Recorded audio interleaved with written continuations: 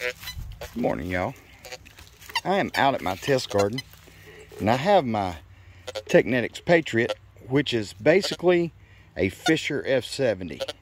A lot of you guys know that last week I put up 3 different videos on the new, well, it's not a new coil. It's been out a very long time. It's just that a lot of folks didn't know it was out there, including myself. That's a 6.5 inch concentric elliptical coil for the Fisher F75, and also works on your F70 as well as your Teknetics Patriot. So we're gonna start with this 9-inch elliptical double D in my test garden on a few targets, and then we're going to change the coil out, and we're going to see how the performance differences are between those two coils. One's a good bit larger, one's 3 inches smaller.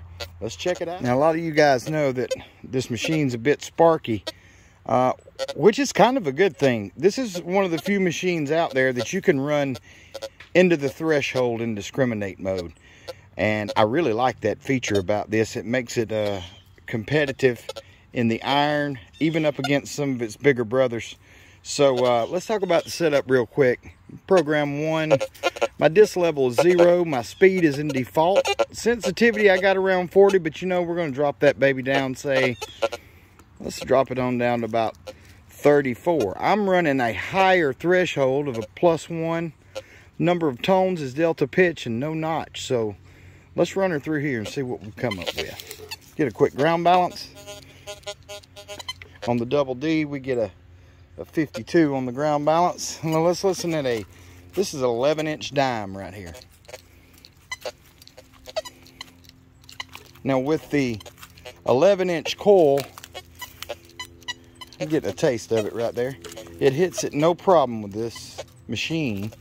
But this coil here is a little smaller double D, and it doesn't quite get the depth on this machine that it does on the F75, but there's a 12-inch bullet here, and let me show you what it does real well.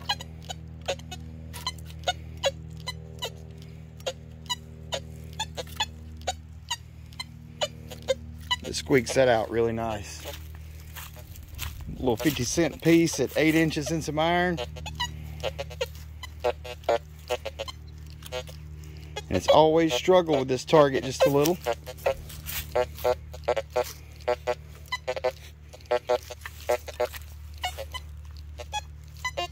Trying to pull it out, but not really. We have a foreign coin over here and a little bit of iron. We're going to run it through it and see.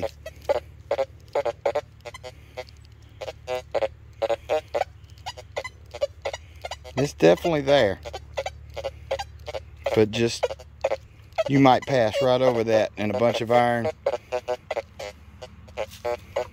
All right, last target, 9-inch dime surrounded by iron. Piece of cake. Piece of cake. All right, let's change this head out and see what we get. All right, we've got the 6-inch, 6.5 inch concentric elliptical strapped on.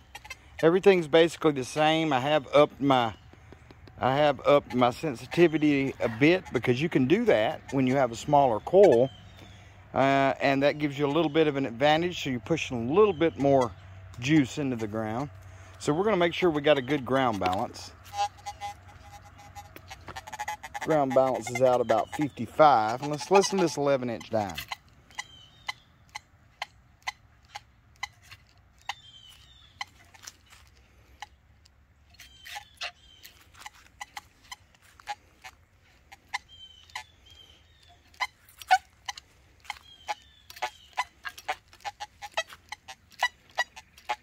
It's getting a piece of it, which is more than the larger coil is doing. 12-inch bullet right here.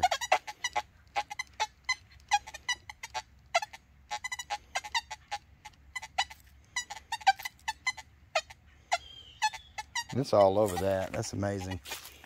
All right, 50-cent piece is right here with a bunch of iron, as you can hear.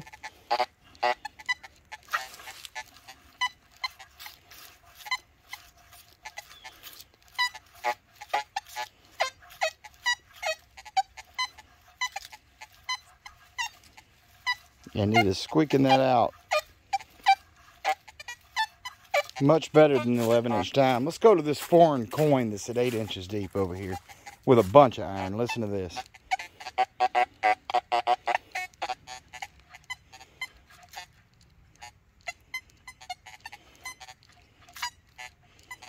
Change direction on it.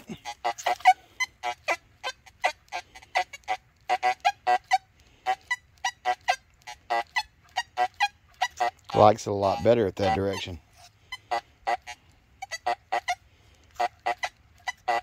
Alright, will it touch the 9-inch dime? This has got all the iron around it here.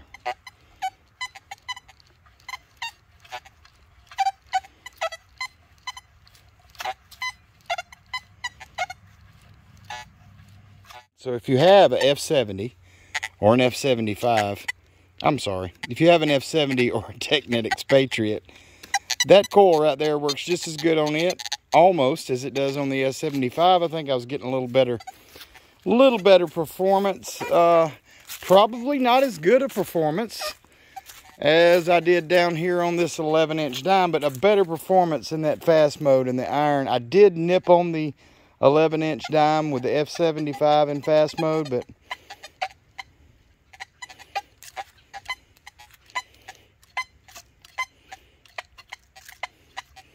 the fact that it's clicking or making any noise on that's pretty impressive to me for a 6-inch coil. So hope this helped some of you. I hope you enjoyed it. And if you've got one of these, I definitely recommend this coil for working in the iron.